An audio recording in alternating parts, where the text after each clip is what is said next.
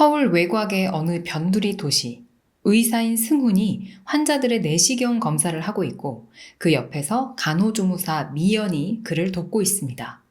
의사 승훈과 간호조무사 미연은 수없이 많은 내시경 검사를 진행하면서 환자들이 잠결에 내뱉은 온갖 종류의 헛소리들을 들어왔습니다. 이상한 교태 부리는 소리를 내는 아주머니부터 무슨 음식이 먹고 싶다고 막 땡깡을 부리는 아저씨까지 정말 황당하도록 다양했는데요. 그렇게 오늘 오전 진료도 마치고 점심시간이 됩니다. 간호조무사 미연은 점심을 먹으러 나갈 채비를 하는데 승우는 그녀에게 돌아오는 길에 삼각김밥 2개만 사다 달라고 부탁을 해요. 미연은 선생님도 같이 드세요 라고 사근사근하게 이야기를 해보지만 승우는 아니에요. 저는 다이어트 시작했어요. 꽃중년으로 거듭나려고 하고 너스레를 떨고는 자기 사무실로 가버립니다.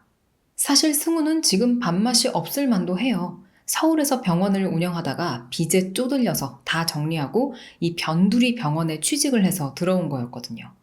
아내와는 이혼을 했고 눈에 넣어도 아프지 않을 어린 아들은 2주에 한 번씩만 만나고 있습니다. 퇴근을 하면 어느 허름한 빌라의 3층에 있는 좁은 방으로 가서 온갖 짐들에 둘러싸인 채 쪽잠을 자요. 승훈이 사는 빌라의 1층에는 정육식당이 하나 있는데요. 이 식당을 운영하는 사장은 덩치가 좋은 성근이라는 남자였습니다. 그에게는 치매를 앓고 있는 늙은 아버지가 있었고 살뜰하게 식당 일과 시아버지 수발을 돕는 아내도 있었어요. 이 빌라 전체가 이들의 소유였습니다. 겉으로 보면 참 평화로워 보이는 마을이지만 사실 이 마을은 15년간 풀리지 않은 미제 연쇄 사건으로 유명해요. 마치 화성처럼 연쇄 살인 사건 하면 바로 떠오르는 그런 곳이었습니다. 강남 한복판에서 일하던 승훈이 과연 이 동네에 잘 적응할 수 있을까요? 그러던 어느 날 오후 진료 시간 내내 환자들이 많아서 의사인 승훈도 다른 직원들도 모두 녹초가 됐는데 저녁 식사 시간 직전에 한 여자가 노인을 데리고 나타납니다. 그리고는 내시경 검사 시간을 놓쳤는데 좀 어떻게 안 될까요? 하고 사정을 하는데요. 그들은 바로 승훈이 새들어 사는 건물 주인인 정육식당 사람들이었어요. 치매 노인인 정노인과 그의 며느리였죠. 집주인들이 왔는데 뭐 어떡해요. 승훈은 간호조무사 미연에게 너무 미안하다고 이거 검사 한 건만 하고 밥 먹으러 가면 안 되겠냐고 부탁을 합니다. 결국 다른 직원들은 먼저 저녁을 먹으러 나가고 미연은 병원에 남아서 치매를 앓는 정노인의 내시경 검사를 돕게 되는데요. 승우는 싫은 내색 하나 없이 내시경 검사를 도와준 미연에게 너무 미안했어요. 그래서 검사가 끝나자마자 바로 미연에게 얼른 밥 먹으러 가라고 이야기를 합니다. 환자가 마취 깨고 정신 차릴 때까지 케어하는 것 등등등 나머지 뒷정리는 다 자기가 할 테니까 이번에도 그냥 삼각김밥 좀 사다 달라고 부탁을 해요. 그렇게 미연이가 나가고 병실에 혼자 남아 정리를 하던 승훈. 그때 정노인이 아직 몽롱한 상태로 어떤 말들을 중얼거리기 시작합니다. 하도 환자들이 하는 헛소리들을 많이 들어서 이제 뭐 웬만한 건 놀랍지도 않았는데 이번 헛소리는 유독 좀 오싹합니다. 정노인이 중얼거리는 걸 가만히 들어보니까 팔은 한남대교, 나머지는 동호대교, 머리는 아직 냉동실 안에 있고 어쩌고저쩌고 꽤나 구체적으로 범행 후 뒤처리하는 방법에 대해서 이야기하는 정노인. 지금 이 병실 안에는 승훈밖에 없습니다. 물론 정노인은 치매인데다 지금 내시경 때문에 수면 마취까지 한 상태라서 제정신의 한 말은 아니었겠지만 그 얘기가 너무 구체적이었고 또 간혹 진짜 마음에 묻은 진실을 그렇게 무의식적으로 이야기하는 경우가 꽤 있었거든요. 이때부터 승우는 이 무시무시한 얘기가 신경이 쓰이기 시작합니다. 퇴근길에 문 닫힌 정육식당을 밖에서 이렇게 가만히 들여다보기도 하고 출근을 하면서도 괜히 쓱 쳐다보게 되는데요. 기분 탓인지 정육식당 테이블에 올려져 있는 검정 비닐봉지 안에 분명히 고기가 들어있어야 할 텐데 웬일인지 그 봉지 위로 살짝살짝 머리카락이 보이는 것만 같은 그런 느낌도 듭니다. 그러던 어느 날 정육식당 앞에서 딱 마주쳐버린 승훈과 정육식당 사장인 성근. 승훈은 흠칫 놀라는데요. 덩치 좋은 성근은 승훈에게 반갑게 인사를 건넵니다. 안녕하세요 선생님. 전에 저희 아버지 내시경 검사 늦게 가셨다는데 해주셔서 정말 감사했습니다. 승훈은 한 걸음 물러서면서 아닙니다. 이러면서 대충 얼버무리고 자리를 뜨려는데 성근이 웬 사춘기 남자아이 하나를 승훈에게 인사시켜요. 경수야, 인사해. 여기 우리 건물 302로 사시는 의사 선생님이셔. 일반적인 한국 사람처럼 생기지 않은 이국적으로 생긴 남자아이 경수가 승훈에게 꾸벅 인사를 합니다. 정육식당 사장 성근의 아들이라고 해요. 승훈에게도 아들이 있죠. 이혼한 전 아내랑 살고 있는 초등학생 아들. 이름은 영훈이에요. 주말이 되어 아들 영훈을 만나는 날. 승훈은 아들을 백화점에 데리고 가서 맛있는 것도 사 먹이고 선물도 잔뜩 사줍니다. 지금 당장은 사실 주머니 사정이 넉넉하진 않았지만 그래도 가끔 한 번씩 보는 아들한테는 뭐든지 다 해주고 싶었어요. 그렇게 아들을 집에 데려다 주고는 다시 자기가 사는 허름한 빌라로 돌아온 승훈. 엘리베이터가 없는 건물이라서 터덜터덜 걸어 올라가는데 집 앞에 누군가 서 있습니다. 승훈은 깜짝 놀라는데요. 문 앞에서 승훈을 기다리고 있던 건 이번에도 정육식당 사장 성근이었어요. 그의 손에는 검정색 비닐봉지가 들려 있었습니다. 승훈은 또 자기도 모르게 흠칫하게 되는데요. 아, 선생님 이제 오셨어요? 기다렸어요. 이거 귀한 건데 맛 좀 보시라고요. 아버지 때문에 감사해서 가져왔어요. 성근이 검정색 비닐봉지를 승훈에게 내밉니다. 승훈은 놀라는 마음을 감추며 아이 뭐 이런 걸 다 고맙습니다 하고 인사를 하는데 성근이 중얼거립니다. 횡격막이에요 이게. 승훈은 잘못 들었나 싶어서 깜짝 놀라 되묻습니다. 예? 뭐 어떤 거라고요? 성근은 웃으며 대답해요. 아, 이게 소 안창살인데 사람으로 치면 횡격막이라고요. 승우는 오싹한 마음이 들어 말을 더듬으면서 고맙습니다 하고 인사를 하고는 집으로 들어가려고 하는데 성근이 갈 생각을 안 해요. 아유 선생님 술 사오셨네요. 이거 구워가지고 안주하시면 되겠는데요. 승우는 어쩔 수 없이 성근에게 그러면 같이 들어가서 한잔 하실래요? 하고 제안을 합니다. 성근은 마치 기다렸다는 듯 그럼 그럴까요? 하고는 얼른 승훈의 집으로 따라 들어옵니다. 술을 마시면서 두 사람은 이런저런 얘기를 나누는데요. 성근이 물어요. 선생님 근데 오늘 어딜 그렇게 다녀오신 거예요? 승훈은 나는 이혼을 했고 오늘은 전 아내랑 사는 아들을 만나고 왔다 이렇게 얘기를 해줘요. 성근도 자기의 전 아내는 필리핀 사람이라고 근데 애만 냅두고 도망갔다고 자기 이야기를 해줍니다. 그래서 아들 경수가 살짝 외국인처럼 생긴 거였어요. 혼혈이라서. 지금 정육식당에서 같이 일하며 살고 있는 한국인 아내와는 재혼을 한 거라고 합니다. 그렇게 의사인 승훈과 정육식당 사장인 성근은 겉으로 보기에는 너무 달랐지만 술을 마시면서 이렇게 얘기를 나누다 보니까 뭔가 가정사의 공통점도 있는 것 같고 아이 키우는 아빠 입장에서 서로에게 조금 공감을 하게 됩니다. 다음 날 승훈은 겨우 일어나서 출근을 하고 피곤해 보이는 승훈을 오늘도 간호조무사 미연이 살뜰히 챙깁니다. 평소 같으면 늘 그를 위해서 사던 삼각김밥 대신에 오늘은 죽을 테이크아웃 하는데요. 승훈이 어제 술을 많이 마신 것 같다고 눈치를 채고는 그를 챙겨주려는 거였습니다. 승훈에게 갖다 줄 죽이 식을까봐 후다닥 식사를 하고는 얼른 병원으로 돌아가는데 똑똑똑 승훈의 사무실 문을 노크하고는 살짝 열어봤더니 그가 책상에 엎드려서 잠이 들어 있었어요. 그런 그의 모습을 보며 살짝 미소 짓는 미연. 그녀는 사실 남자친구가 사줬다는 샤넬백을 들고 다니는 그런 여자였는데요. 그러고도 자꾸만 승훈에게 이런 식으로 관심을 보이고 있습니다. 그날 퇴근길, 승훈의 전 아내가 승훈의 회사 앞으로 찾아옵니다. 이 두 사람이 함께 있는 걸 본 미연. 한참을 빤히 바라보다가 이내 발길을 돌려 퇴근을 합니다. 승훈의 전 아내 이름은 수정이에요. 승훈은 수정과 함께 자기 집으로 가는데요. 전 아내인 수정은 헤어진 남편 승훈이 살고 있는 곳을 오늘 처음 와봤어요. 그녀는 집을 한번 쓱 둘러보더니 화를 냅니다. 아니, 이런 데서 살아? 근데 왜 우리 영훈이가 당신이랑 살겠다고 자꾸 그러는 거야? 이런 데서 애를 어떻게 키운다고? 대체 애한테 무슨 말을 한 거야? 아마도 아들 영훈이가 아빠랑 살고 싶다고 엄마한테 떼를 쓴 모양이었어요. 수정이가 막 흥분을 해서 물건을 집어 던지고 그 바람에 욕실 거울이 쨍그랑 산산조각 깨져버립니다. 승훈도 언성을 높여요. 내가 애한테 무슨 말을 한 게 아니라고. 네가 문제일 거라는 생각은 안 해봤어? 너 애 앞에서도 이렇게 소리 지르고 물건 집어 던지고 그러니? 수정이도 지지 않습니다. 내가 누구 때문에 이렇게 됐는데? 근데 이제 와서 애까지 뺏어가겠다고? 그때 띵동 벨이 울립니다. 승훈이 문을 열고 빼꼼 복도 쪽으로 얼굴을 내미는데 정육식당 주인 성근이었어요. 안녕하세요 선생님. 밑에 층에서 여기서 뭐 부서지는 소리가 들린다 그래가지고. 승우는 얼른 제가 실수로 화장실 거울을 깨가지고 조용히 하겠습니다. 죄송합니다. 성근은 얼른 현관 바닥을 쓱 보는데 웬 여자 구두가 놓여있는 걸 봅니다. 그렇게 성근이 떠나고 잠시 뒤 수정이도 나가요. 똑똑똑 또다시 누가 문을 두드리는데요. 승우는 이제 살짝 짜증이 나요.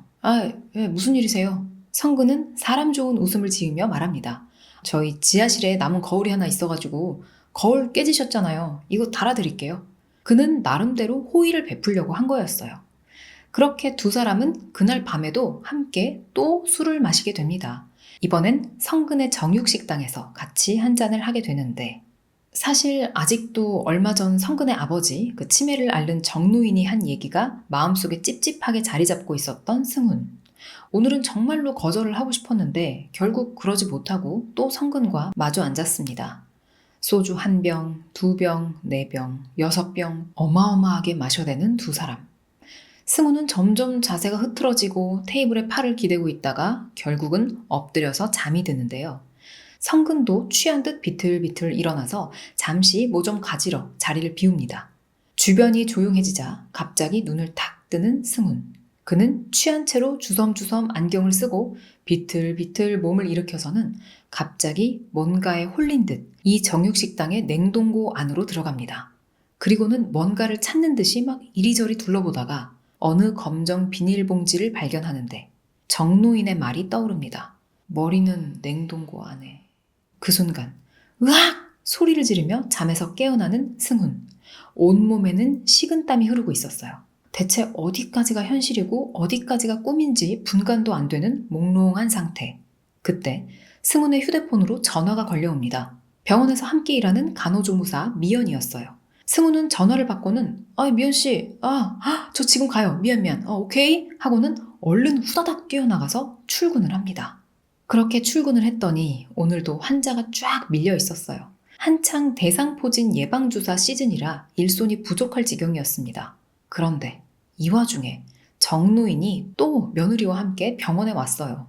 원래는 순서를 기다려야 되는데 또 그 집 며느리가 능글맞게 부탁을 해서 정노인은 기다리고 있던 다른 환자들보다 먼저 예방주사를 맞게 되는데요.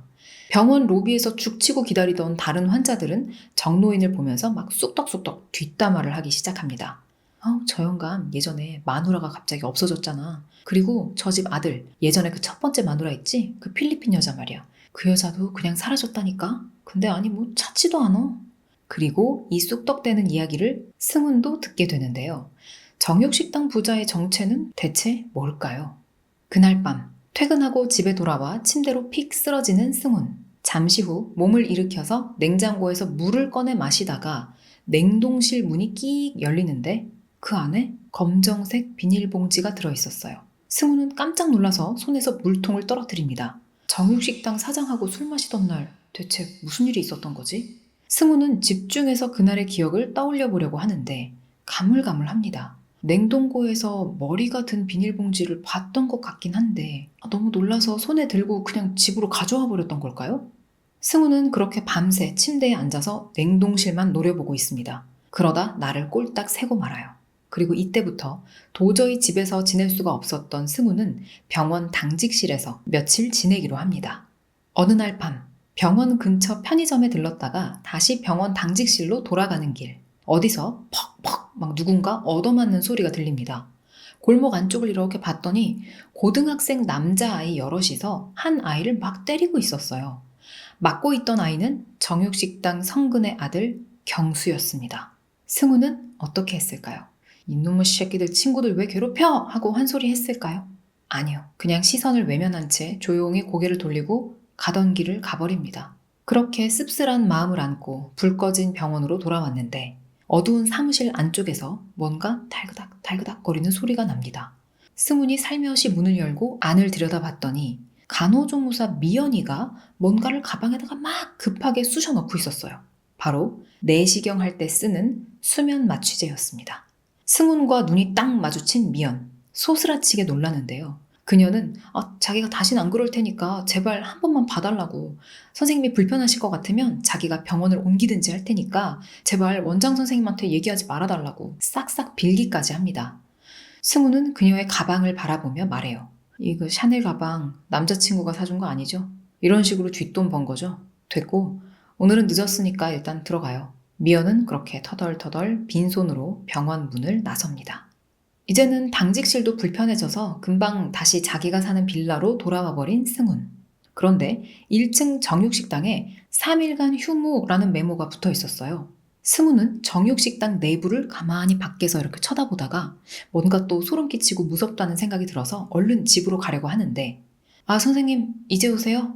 정육식당 사장 성근이 언제 나왔는지 승훈을 불러 세웁니다. 승우는 예, 안녕하세요 하고 어색하게 인사를 하며 가게 문은 왜 닫으시는 거냐고 묻는데요. 성근은 마누라하고 말다툼을 좀 했는데 며칠 친정에 가 있겠답니다. 손이 모자라니까 뭐 어떡해요. 며칠 문 닫아야죠. 하고 대답을 해요. 첫 번째 아내는 필리핀으로 도망갔다고 했고 재혼해서 지금 같이 사는 아내는 또 이번엔 친정으로 갔다고 하고 저 말이 진짜일까? 이렇게 생각하고 있는 승훈에게 성근이 가까이 다가오면서 조심스레 묻습니다.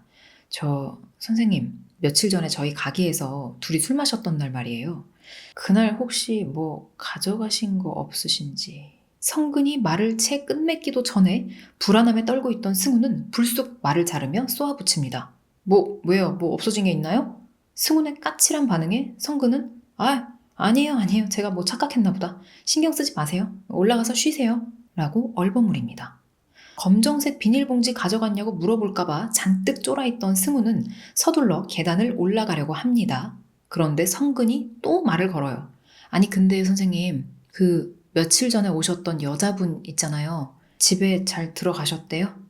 승훈의 전 아내 수정에 대해서 묻는 것 같은데요. 아니 이건 또 무슨 오지랖일까요? 이런 질문은 왜 하는 걸까요? 하지만 승우는 지금 그런 생각을 할 겨를이 없습니다. 지금 당장 빨리 성근으로부터 그냥 벗어나고 싶은 생각뿐이에요. 예, 그럼요. 뭐 잘 들어갔대요. 그럼 저는 이만 하고는 호다닥 뛰어서 3층 자기 집으로 들어가 서둘러 문을 쾅 닫고는 다리에 힘이 풀린 듯 신발장에 주저앉아 버립니다. 오늘도 방 안에 놓여있는 냉장고가 공포스럽게 보이기만 하는데요.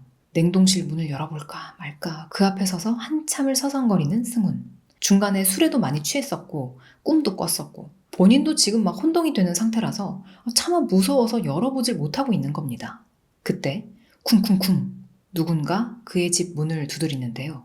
승우는 설마 또 성근인가 싶어서 누구세요? 하고 퉁명스럽게 묻는데 경찰입니다. 변승훈 씨 계십니까? 문 좀 열어주십시오. 승우는 그 자리에서 얼어붙습니다. 경찰이 왜 왔지? 우리 집 냉동실에 설마 그 검정 비닐봉지가 아직 있는 거면 어떡하지? 두려움에 휩싸여 덜덜 떨며 문을 열어주는 승훈. 경찰 2명이 그의 집으로 불쑥 들어오더니 말합니다. 저희는 강남경찰서에서 나왔습니다. 조수정 씨 전 남편 되시죠? 조수정 씨가 실종됐습니다. 승훈은 소스라치게 놀랍니다. 그리고 방금 전 마주쳤을 때 성근이 했던 질문이 퍼뜩 떠올라요. 며칠 전에 오셨던 여자분 집에 잘 들어가셨대요? 경찰은 승훈도 잠재적 용의자로 보는 듯 날카롭게 이런저런 질문들을 합니다. 조수정 씨를 언제 마지막으로 보셨습니까? 승훈은 나흘 전 수정이가 자기 병원으로 찾아와서 같이 이 집에 잠깐 들렀다 갔다고. 한 저녁 9시쯤 여기서 나갔는데 이혼한 상태이기 때문에 뭐 그 후로는 따로 연락을 주고받진 않았다고 이야기를 해요. 경찰은 알겠다고 특별한 소식이 들어오면 다시 연락을 드리겠다고 하고는 승훈의 집을 떠납니다. 그렇게 경찰이 나간 지 몇 분 지나지 않아서 또 누군가 문을 두드립니다. 이번엔 병원의 간호조무사 미연이 찾아온 거였어요. 문을 열어주자 미연이 그의 집으로 들어오면서 다짜고짜 화를 냅니다. 병원에 경찰이 찾아왔었어요. 아니 불편하시면 제가 병원 옮기겠다고 했잖아요. 원장님한테 얘기하지 말아달라고 했더니 이제 그냥 아예 경찰을 부르신 거예요. 저 뭐 깜빵이라도 보내시려고요? 미연이 막 따다다다 따지니까 승훈이 대답을 합니다.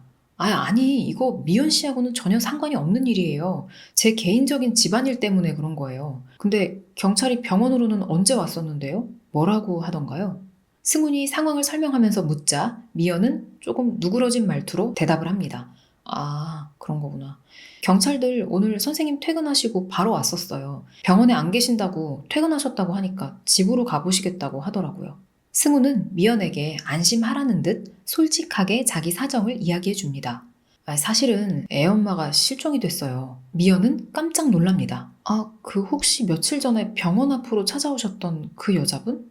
승훈이 미연 씨가 그걸 어떻게 알아요? 하고 묻자 미연은 저 퇴근길에 지나가다가 봤어요. 하고 대답을 하더니 선생님, 저 근데 이만 가볼게요. 너무 늦었네요. 하고는 후다닥 승훈의 집에서 재빠르게 뛰쳐나가 버립니다. 미연 씨, 제가 모셔다 드릴게요. 승훈이 뒤늦게 외쳐보지만 미연은 이미 나간 뒤였어요. 그렇게 미연이 나간 후 창문을 열어 그녀가 잘 가는지 바라보는 승훈. 그런데 어두운 골목을 걸어가는 미연을 누군가 뒤따라가고 있었습니다. 등치가 큰 한 남자였어요. 성근의 모습인 것 같기도 합니다. 승훈의 머릿속에 경고등이 켜져요. 그는 얼른 뛰어서 쫓아가는데 미연도 이내 누군가 자기를 쫓아온다는 걸 눈치채고 빠르게 골목을 걷고 있었습니다. 미연을 따라오는 남자도 점점 경보하듯 빠르게 걷고 그 뒤를 따라가는 승우는 이제 뛰기 시작해요. 그리고 잠시 후 이제 세 사람은 모두 미친 듯이 달리고 있습니다. 미연이 가장 먼저 어떤 작은 도보 터널로 들어가고 곧이어 승훈도 그 터널로 들어가려고 하는데 퍽! 미연을 구하려던 승훈을 누군가 몽둥이 같은 걸로 가격합니다. 악소리도 못 내고 그 자리에서 픽 쓰러져 버린 승훈. 얼마 후 승우는 자기 방 침대에서 눈을 뜹니다. 이게 어떻게 된 일일까요? 요즘 승우는 현실과 꿈을 오가면서 사는 것 같은 그런 기분이 듭니다. 승훈이 왜 이럴 수밖에 없었는지는 이야기 후반부에서 밝혀져요. 다음 날 승훈이 출근을 합니다. 그런데 미연은 출근을 안 했어요. 어젯밤 미연을 쫓던 남자는 정육식당 주인 성근이었을까요? 그가 승훈도 때려 눕히고 미연에게도 무슨 짓을 한 걸까요? 마음이 복잡한 그날 오후 아들 영훈에게서 전화가 걸려옵니다. 아빠, 나 아빠 집에 가고 있어. 집에 들어가 있을게. 현관 비밀번호 좀 알려줘. 승우는 의자에서 튕겨져 오르듯 벌떡 일어나 소리를 빽 지릅니다. 안 돼, 영훈아. 너 거기로 가면 안 돼. 그 골목에서 빨리 당장 나와. 빨리! 그 집으로 올라가면 절대로 안 돼. 일단 아들 영훈이 집으로 들어가다가 정육식당 부자의 눈에 띄기라도 하면 뭔가 그 위험한 인간들이 내 아들한테 무슨 짓을 할지도 모른다라는 생각. 그리고 또 집에 가서 아들이 뭐 아이스크림이라도 찾다가 냉동실 문을 열었는데 혹시 그 검정 비닐봉지가 아직도 거기에 있으면 어쩌나 하는 생각.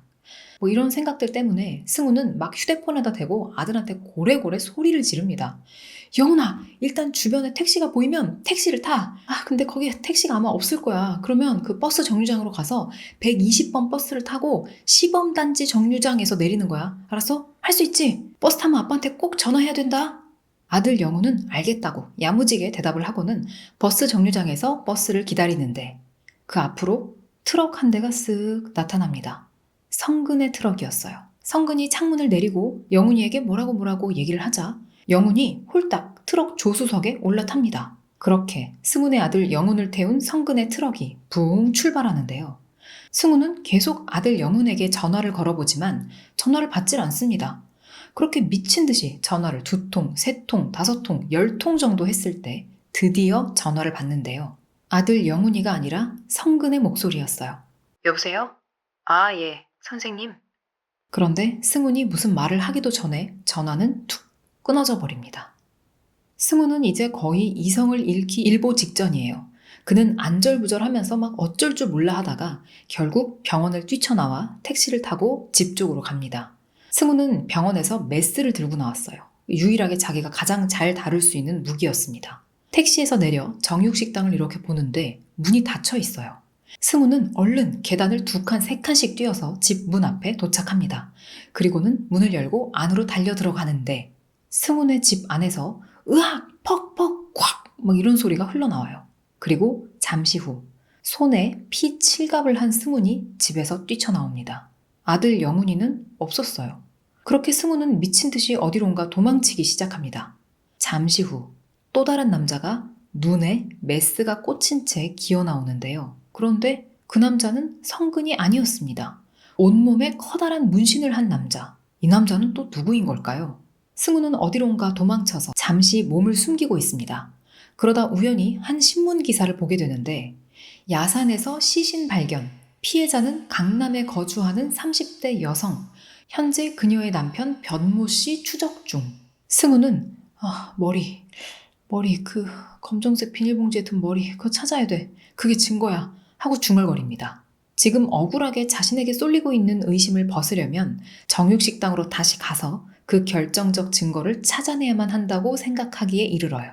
승훈의 두 눈은 이제 불안함과 억울함도 넘어서서 그냥 광기로 번뜩입니다. 그는 핏대 어린 눈을 하고는 새벽 2시 정육식당 앞에 도착을 해서 문을 막 때려 부수기 시작해요. 쾅쾅쾅! 골프채로 한 서너 번 두드리니까 와장창 유리문이 깨집니다. 승우는 시뻘건 불만 켜져 있는 그 정육식당 안으로 성큼성큼 걸어 들어가서 바로 냉동창고로 직행합니다. 문이 닫히지 않도록 막대 하나를 괴어놓고는 냉동창고 안을 미친 듯이 뒤지기 시작하는데 드디어 그 넓은 냉동창고 안에서 검정색 비닐봉지를 찾아냅니다. 손을 뻗어서 그걸 집으려고 하는데 누구세요? 승훈의 등 뒤에 성근이 와 있었습니다. 아, 선생님? 성근이 가까이 다가오자 승훈은 들고 있던 골프채를 휘두르면서 성근을 제압하려고 하는데요. 성근은 덩치가 좋고 원래 힘쓰는 일을 잘하는 사람이죠. 특별한 무기 없이도 승훈에게 맞서는데 두 사람은 그 시퍼런 냉동창고 안에서 서로 뒤엉켜 격렬한 몸싸움을 벌입니다. 그렇게 결국 승훈이 성근에게 제압을 당해서 바닥에 깔려 있을 때 경찰이다! 움직이지 마! 경찰들이 출동해서 냉동창고로 우수수수 들어옵니다. 승훈은 이제 살았다 하는 표정으로 경찰들을 바라봐요. 경찰들은 성근을 승훈에게서 떼어내 데리고 나갑니다. 그리고 승훈도 그 자리에서 체포가 돼요. 힘이 다 빠져버린 승훈은 경찰들에게 저 검정색 비닐봉지, 저기 머리라고 막 필사적으로 외치려고 하지만 목소리조차 잘 나오지 않았어요. 형사들이 그렇게 우당탕탕 두 남자를 체포하느라 냉동창고는 아수라장이 되고 여러 사람의 발에 이리 차이고 저리 차이며 뒹굴던 검정 비닐봉지가 결국 풀어져서 열리고 마는데 그 안엔 뭐가 들어있었을까요? 승훈이 그토록 머리라고 중얼거리며 가리켰던 검정 비닐봉지 안에는 소머리가 들어있었습니다. 경찰들은 승훈의 방을 조사하기 시작합니다. 그리고 승훈의 주변 인물들에게 진술을 받는데요. 승훈의 병원에서 일하던 직원 하나는 경찰에게 이렇게 말합니다. 아니, 자꾸만 점심시간에 같이 식사도 안 하시고 병원에 계속 혼자 남아 계시길래 좀 수상하다 싶었죠. 그 약은 수면 내시경 할 때 쓰는 건데 재고 숫자가 안 맞더라고요. 자꾸 없어지는 거예요. 아무래도 승훈 선생님 짓인 것 같아요. 정육식당 사장 성근도 경찰에게 이야기를 한 게 있었는데요. 예전에 승훈의 집으로 강남경찰서 형사들이 찾아온 적이 있었죠. 그의 아내 수정이 실종됐다면서. 그때 승훈을 만나고 돌아가는 형사들을 이 정육식당 사장 성근이 붙잡습니다. 그리고는 저 301호 사는 의사가 저희 정육식당에서 같이 술 마실 때 아무래도 칼을 두 자루 훔쳐간 것 같다라고 신고를 해요. 기억하시죠, 여러분? 성근이 집에 들어가려는 승훈을 붙잡고 선생님 혹시 뭐 가져가신 거 없냐라고 물어봤었잖아요. 승훈이 그날 가져간 건 머리가 든 비닐봉지가 아니라 칼이었던 겁니다. 그렇다면 성근이 승훈의 아들 영훈을 데려간 건 어떻게 된 일이었을까요? 성근은 예전에 승훈 집에 잠깐 왔을 때 사진에서 봤던 그의 아들 영훈의 얼굴을 알아본 거였고 그래서 그냥 영훈이를 아빠한테 데려다 주려고 했었던 것 뿐이에요. 영훈이가 단순히 그냥 아빠 전화를 좀 못 받았었던 것 뿐이고 성근이 전화를 받아서 설명을 하려고 했는데 승훈이 너무 흥분을 해서 이성을 잃고 전화를 먼저 오히려 끊어버렸던 거였습니다. 성근의 아들 경수도 경찰에 진술을 하는데요. 그 아저씨 원래 좀 이상했어요. 저희 식당을 맨날 뚫어져라 들여다보더라고요. 그러다가 칼 훔쳐간 거잖아요. 경수는 사실 승훈이랑 마주친 일이 한 번 더 있었죠. 그런데 알고 보니까 입장이 반대였어요. 승훈이 경수가 맞는 걸 본 게 아니고 경수가 이 승훈이 누군가한테 맞고 있었던 걸 목격했던 거였습니다. 그때 승훈을 때리고 있었던 건 온몸에 커다란 문신이 있던 바로 그 문신남이었어요. 아까 왜 승훈한테 메스로 눈이 찔렸던 그 사람. 그는 아마도 승훈이 돈을 빌린 사채업자였던 것 같았어요. 간호조무사 미연도 진술을 합니다. 죽을 사다 주겠다고 왜 미연이 승훈의 사무실 문을 열었었던 날 승훈이가 책상에 이렇게 엎드려서 잠들어 있었잖아요. 책상에 죽을 놓고 나오려고 이렇게 가까이 다가갔다가 미연이 본 것은 승훈의 책상에 흐트러져 있던 주사기들이었습니다. 일명 우유주사라고 불리는 그 수면 마취제를 승훈이가 의사의 지위를 이용해서 이렇게 몰래 쓰고 있었던 거죠.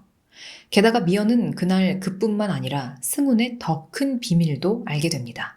마치 내시경 할 때 환자들이 가끔 헛소리를 하는 것처럼 승훈도 뭐라고 막 중얼거리더래요. 머리가 냉동실에 있다. 뭐 이런 말을 되풀이하는 걸 들었는데 얼마 뒤 그의 전 아내가 실종됐다는 걸 알게 됐을 때 미연의 머릿속에서 퍼즐이 딱 맞춰진 거였죠. 아, 이 의사 선생님이 전 와이프를 해친 거구나. 그래서 미연은 그날 승훈을 찾아왔다가 진실을 깨닫고는 겁을 먹고 서둘러 그의 집을 빠져나갔던 거고, 승훈은 그런 그녀의 반응이 찜찜해서 그녀를 따라 나섰던 거였어요. 중간에 다른 사람은 사실 없었습니다. 그냥 승훈이 미연을 해치려고 따라가다가 미연이 기지를 발휘해서 터널 안쪽에 이렇게 숨어 있다가 승훈을 때려 눕히고 도망쳤던 거였어요. 그리고는 한동안 무서워서 병원에 출근을 하지 않았었던 거죠. 조사실에 끌려온 승훈. 그는 지금 억울해서 미쳐버릴 것만 같습니다. 아, 이 일을 저지른 건 절대 내가 아니다. 그 정육식당 부자다. 아, 그리고 그 미연이라는 간호조무사. 그 본인이 약 훔친 거면서 왜 자기한테 뒤집어 씌우는지 모르겠다. 이러면서 막 항변을 하는데 형사는 피곤하다는 듯 승훈의 앞에다가 노트북 하나를 쓱 들이밀더니 어떤 영상을 하나 보여줍니다. 그 영상 속에서는 휠체어를 타고 눈에 붕대를 감은 그 문신남이 진술을 하고 있었어요.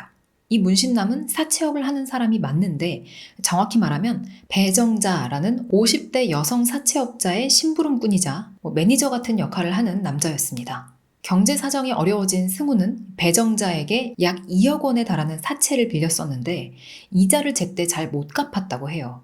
근데 당시 배정자가 불면증을 앓고 있었대요. 그래서 이자 대신에 그냥 승훈의 병원에 가서 그 우유 주사를 맞았었다고 합니다. 배정자는 이 사실을 철저히 모두에게 비밀로 했지만 자신의 신복인 이 문신남한테만큼은 얘기를 했다고 해요. 그러던 어느 날 승훈의 병원에 간다던 배정자와 연락이 되지 않자 이 문신남이 승훈의 병원 지하 주차장으로 한번 찾아가 본 거예요. 그랬더니 거기에 배정자의 차가 그대로 있었죠. 그래서 얼른 그 블랙박스를 확인해 봤더니 승훈이 웬 큰 여행 가방을 낑낑대며 끌고 와서 자기 트렁크에 싣는 장면이 찍혀 있었습니다. 배정자의 차 맞은편에 바로 이 승훈의 차가 있었기 때문에 이 장면이 고스란히 다 찍혔던 거죠. 문신남은 당시 본인도 좀 돈에 쪼들리고 있었던 상황이었기 때문에 이걸 꼬투리 잡아서 승훈에게 돈을 더 뜯어냈던 거죠. 그리고 승훈의 집에 찾아왔었던 날, 그날도 사실은 역시 돈을 더 뜯어내려고 왔다가 승훈의 메스에 그렇게 눈을 찔리게 된 거였습니다. 그리고 문신남은 그날 승훈의 냉동실에서 배정자의 머리를 발견한 거였어요.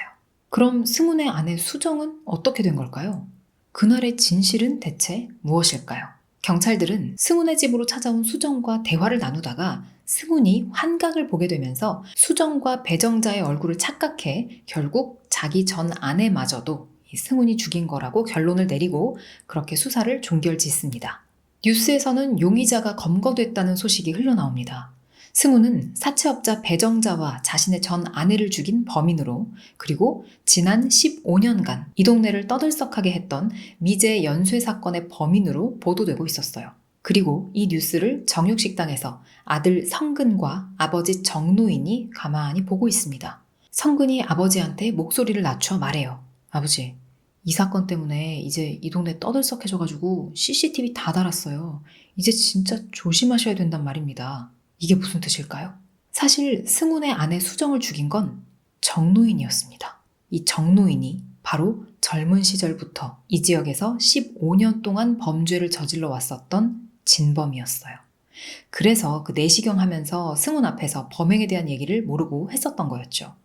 이제는 치매에 걸린 노인일 뿐이었지만 습관처럼 그때의 범행 습성이 남아서 밤늦게 돌아다니는 여성을 보면 그렇게 범죄를 저질러 버렸던 겁니다. 아들 성근은 그런 아버지의 뒤치다꺼리를 한 거였고요. 그리고 이들은 자신의 범행까지 싹 다 승훈한테 뒤집어 씌운 거였습니다. 미연도 마찬가지였어요. 그녀도 병원에서 약을 훔쳐다가 사람들에게 비싸게 놔주고 그 돈으로 그런 명품백을 들고 다니는 거였는데 그녀 역시 승훈에게 자기 죄를 다 몰아버렸던 거죠. 미연이 그동안 승훈을 잘 챙겨줬었던 건 그냥 호감을 사서 자신에 대한 경계와 혹시 모를 의심 같은 걸 풀게 할 작전이었던 것 뿐이죠.